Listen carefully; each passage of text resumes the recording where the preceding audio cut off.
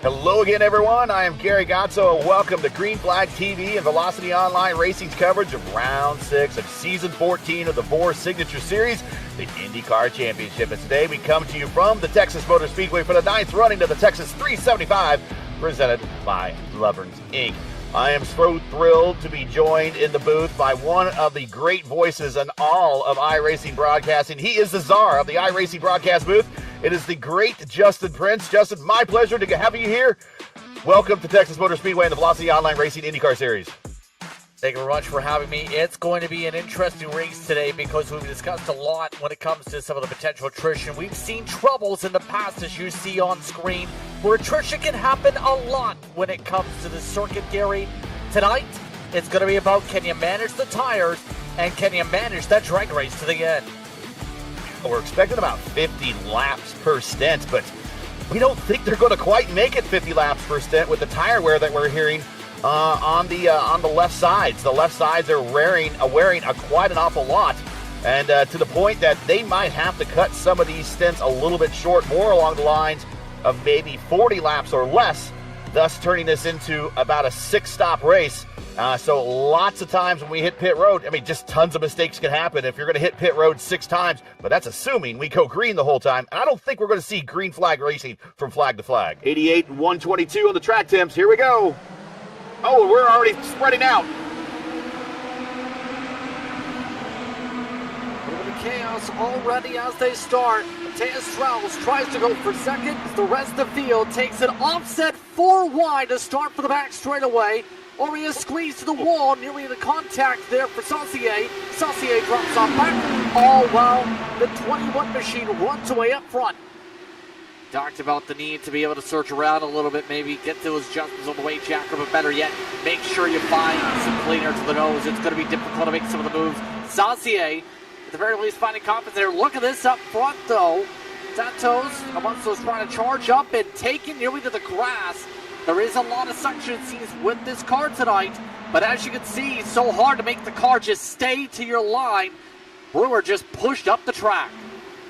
Nunez side by side with Law, and he gets the position to move Nunez now up 11 spots to 9th.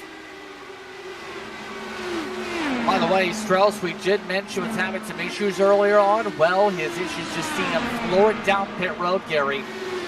Good run so far for the 11. Bad run on the long run for Brewer. He had short run speed, but Brewer has cooked those tires. He's in the wall. He's in the wall. There's not much you can do except hope for the caution, get off those tires, preserve them a lot better next run. Ooh. He is pushing. He's on the bottom, and he's pushing all the way out to the top. But the leader is still Guillermi. Saucier second, Nunez in third, Santos back to fourth, Crocker in fifth. And then the back half of the top 10, Julian, James Watson, Kostik Solwedge, Klindy, and Tessera now up in the top 10. You know what's Kinder? Meatballs. It looks like we have popped tires here. The 06 has popped a tire.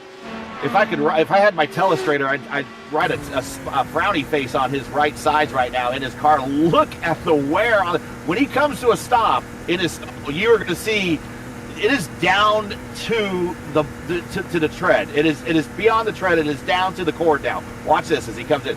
Look at that tire. That is chewed up. And watch when he gets a new tire. Look how clean it is all of a sudden when he gets this new tire put on. Boom. Nice and shiny. Yeah, that is a blown tire. So it's just popped a tire. A lot of people popping tires here. Kostik misses his mark on pit road. Now up on the jacks. That's going to cost him. I was about to say Santos is trying to drive around the racetrack right now from the top 3 has plummeted because his right front quarter 2 laps ago as well. And Saucier, same thing.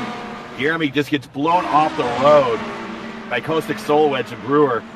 He's trying to get to his number right now, and he's Brewer. Matt Brewer turned forward. Matt Brewer, car on the wall. See, just let him go, and then Brewer is going to take the higher line, but Solwedge. Well, Brewer came down a little bit, and it front wing contact, and Brewer sent to the wall and destroyed the right front. Vitor's popped the tire as well, by the way. He's got Cordy now in the right front. So Nunez at that point just took advantage of that. It's visible for the 21. I'm surprised he hasn't peeled down yet, actually. He's lost a ton of time here with the cording. And remember, the lap cars, if they want to, can fight. Well, it's got 3 laps now. heading at that point, had to yield the positions automatically. And right now, allowing that point saying, I'd rather survive than force it through. How about Crocker with the run, though, for 4 from the high side. Jeremy just pushed up the racetrack, had to get out of the gas, got way tight, way too quickly. Here comes Clindy, your points leader, taking a peek to the inside on Edson. Those two guys fought out for the championship last season in Votive.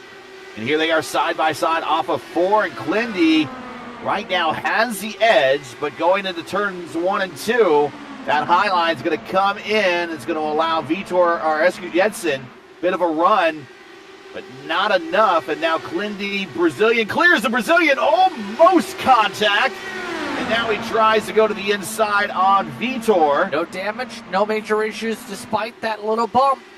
He's got the speed long run. Remember, was one of the drivers that was able to push a decent bit on the tires before.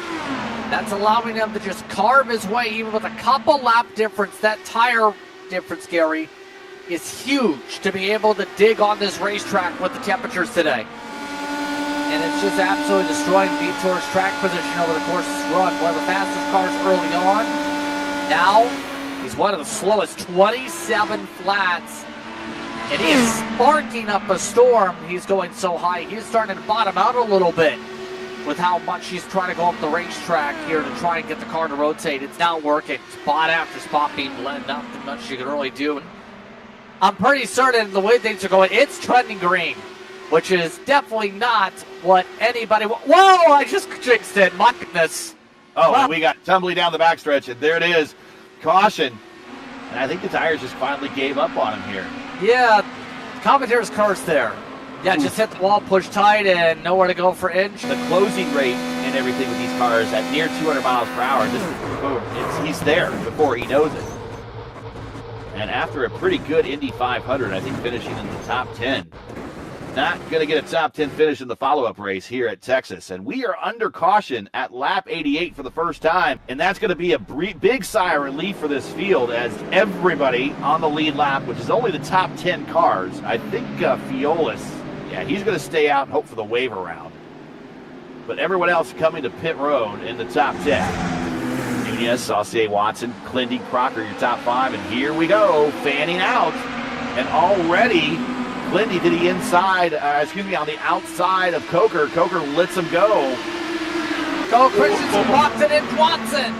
Watson had no place to go. He had Clindy on his outside, and Clindy with a big run on the high side through 3 and 4. On the high side here of Clindy and 44 Nation.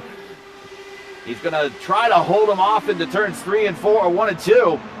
But with that runoff of 3 and 4, unable to do that. And now Clindy, your points leader, move him up to 3rd in direct contact with your race leader and Saucier in 2nd. Here we go, Clinworth for the 2nd. Your points leader now up 19. In fact, your leader and P2 each improved 19 positions to get to this point in the race. And Clindy's going to go. He's going to go swap him to the bottom, and he caught Nunez napping a little bit coming off the corner. Clindy with a big run, and he clears him in 3 and 4. As we're back up to the 2nd and 3rd, well, they're side by side. So we got 2 direct battles going on the racetrack right in the top 5. It is Nunez now getting the shot on Saucier. Julian gets the pass on Crocker. Move Julian up to 4th. Crocker back to 5th. Nunez up to 2nd. Saucier back to 3rd. Oh, a big block all the way down to the bottom of the racetrack. Luis Nunez was having no part of it. That was a mega Pruitt fade. You're allowed one move. He made his one move, but it was continuous all to the inside of the racetrack. And there we go. That is what we call a Pruitt fade. Yeah, I was about to say, and Renell Altena is able to stretch the tires a little bit more compared to some of the others. He's not the fastest on the long run, but he knows how to get the tires to survive. Just passed him on the outside, and that kind of showcases how strong the tires are right now, the 11. Saucier just plummeting all of a sudden. I think that's kind of the sign of how the tires have really fallen off. So Clindy now coming off of pit road. Everyone else still coming on the pit road for their stops. Clindy might actually make some hay on this one. See where Clenworth and Nunez have the thing cycle together here. Clenworth just zipped on by Nunez by a significant margin. That is a big margin. I told you that. I thought he was going to make some hay, and he is all of his. Saucier goes at 2:07.6 for a fast lap.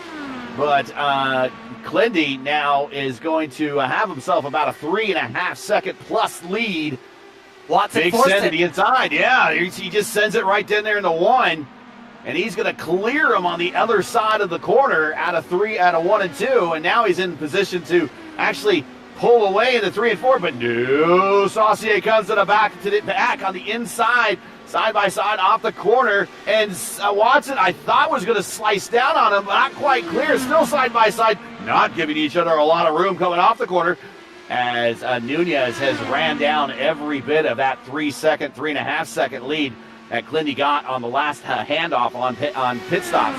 And then now we're into 1 and 2, and Luis Nunez, our defending series champion, gets the position back. We got to change for the lead at the front. Big run down the backstretch. Here it comes. We're going to have a tip for the pass to the inside. Here, Crowe decided to fade a little bit, but Crocker got there before he could really get the fade going, and Crocker clears him, gets the position, and move Crocker up one more position with Team Watson and James Watson on pit road. Clindy's still out there. Oh, Clindy goes wide on the pit entry. Clips the grass. We might have to see a replay on that. That might cost him a little bit of time.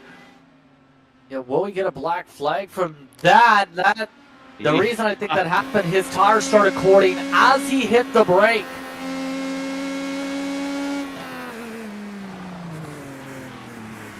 Clindy's got a hold. He's got a hold on pit road. Crocker to the inside. He wants that position back. Crocker had to lift a little bit with the lap traffic there, and that's going to allow Saucier. He's not ready to slide up, but he did clear. Oh, right there. Don't lift. Oh, almost contact going through the dog leg. A little bit sketchy. Just got to be able to keep it stable. Mind you, lap car. Coker's going to go to the bottom. He's like, I'll get that spot back.